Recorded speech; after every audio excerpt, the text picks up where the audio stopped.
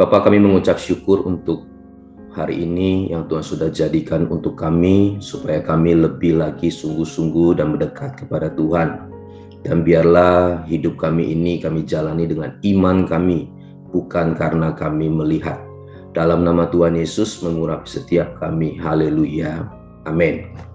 Shalom Bapak Ibu, puji Tuhan. Hari ini renungan kita bertemakan hidup karena iman, bukan karena melihat. Mari kita lihat firman Tuhan di dalam 2 Korintus 5 ayat yang ke-7. Sebab hidup kami ini adalah hidup karena percaya, bukan karena melihat. Di dalam terjemahan Inggrisnya itu dikatakan, for we walk by faith, not by sight. Yang artinya kami berjalan karena iman, bukan karena melihat. Kenapa ini menjadi penting? Karena kalau kita berjalan menurut iman ataupun melihat, itu akan menentukan kerohanian kita dan menentukan masa depan kita. Nah, ada dua peristiwa yang akan membuat kita ini menentukan kita berjalan dengan iman atau dengan melihat. Peristiwa ini seringkali terjadi di dalam kehidupan kita. Memang hanya dua peristiwa ini, ya. Peristiwa yang pertama adalah saat kesulitan hidup itu datang. Nah, saat kesulitan hidup itu kita datang, kita mau berjalan dengan iman atau dengan kita melihat. Kalau kita menyikapinya dengan kita melihat, maka yang terjadi adalah kemunduran rohani. Saudara ingat kisah daripada bangsa Israel waktu keluar dari Mesir. Mereka itu menjalaninya dengan mereka melihat, sehingga mereka membanding-bandingkan dengan waktu di Mesir dulu. Padahal Tuhan sedang membebaskan mereka dari perbudakan. Tetapi karena waktu dalam proses perjalanan itu yang mereka responi dengan karena melihat, mereka mulai membandingkan. Dulu kami di Mesir dapat makan daging, dapat minum ini, dapat makanan itu. Tetapi mereka tidak sadar bahwa mereka diperbudak, mereka diikat. Padahal Tuhan sedang membebaskan mereka dari keterikatan perbudakan itu. Itu bicara juga kita diikat oleh dunia, diikat oleh dosa. Nah, saat kita mengikuti Tuhan, maka Tuhan sedang membebaskan kita dari ikatan-ikatan itu. Dan Tuhan sedang proses kita. Nah, saat orang juga waktu menjalani hidup kesulitan itu datang, proses itu datang, dia menyikapinya dengan mulai melihat, dia akan menyalahkan Musa, dia akan menyalahkan Tuhan. Dia katakan kepada Musa, kenapa membawa kami keluar? Dan mulai terjadi kemunduran rohani. Saat kita melihat ke belakang, saat kita menjalani hidup ini dengan cara melihat, itu secara tidak langsung membuat kita perlahan-lahan mundur rohaninya. Dan yang terjadi juga kepada bangsa Israel, mereka mulai menyembah berhala. Kenapa? Karena dulu di Mesir, mereka pun melakukan hal yang sama. Kalau kita menyikapi kesulitan hidup kita dengan cara kita melihat, ya, dengan mata kita melihat ini, fisik ini, maka yang terjadi adalah kemunduran rohani. Lain halnya saudara kalau kita menyikapinya dengan iman kita.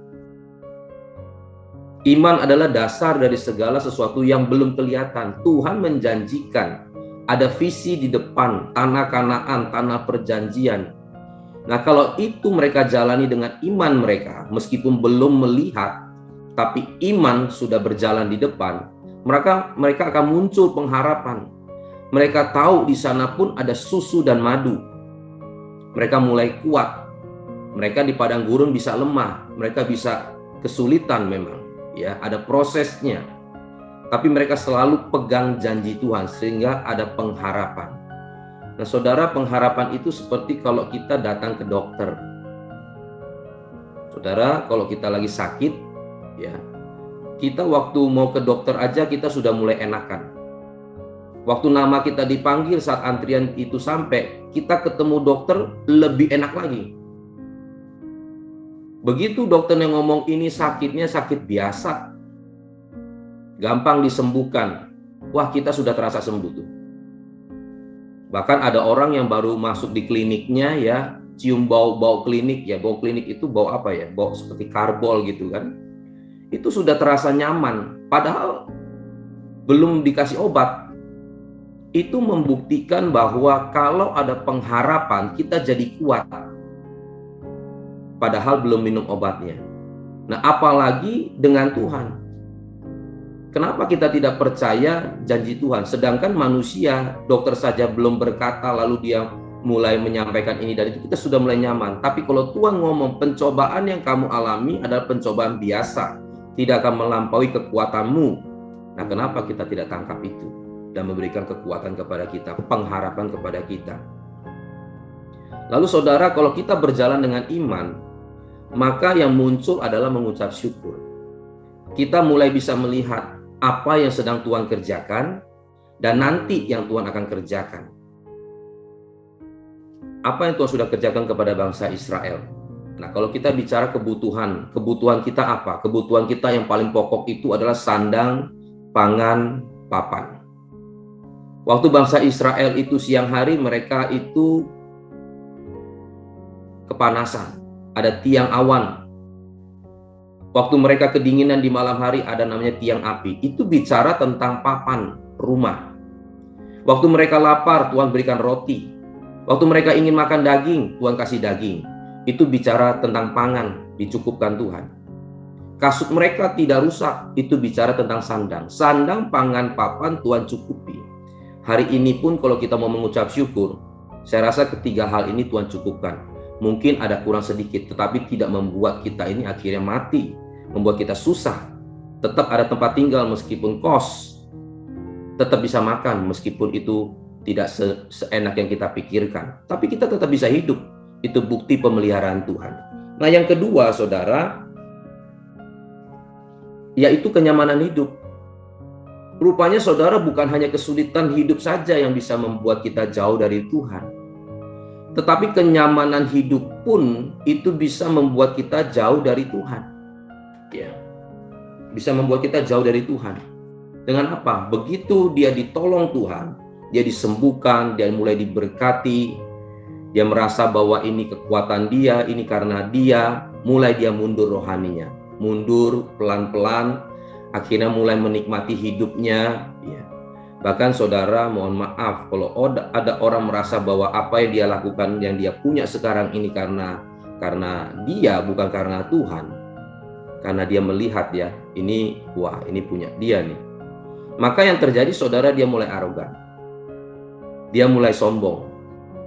Saudara, orang kalau lagi sulit hidup itu hanya mempengaruhi dirinya sendiri.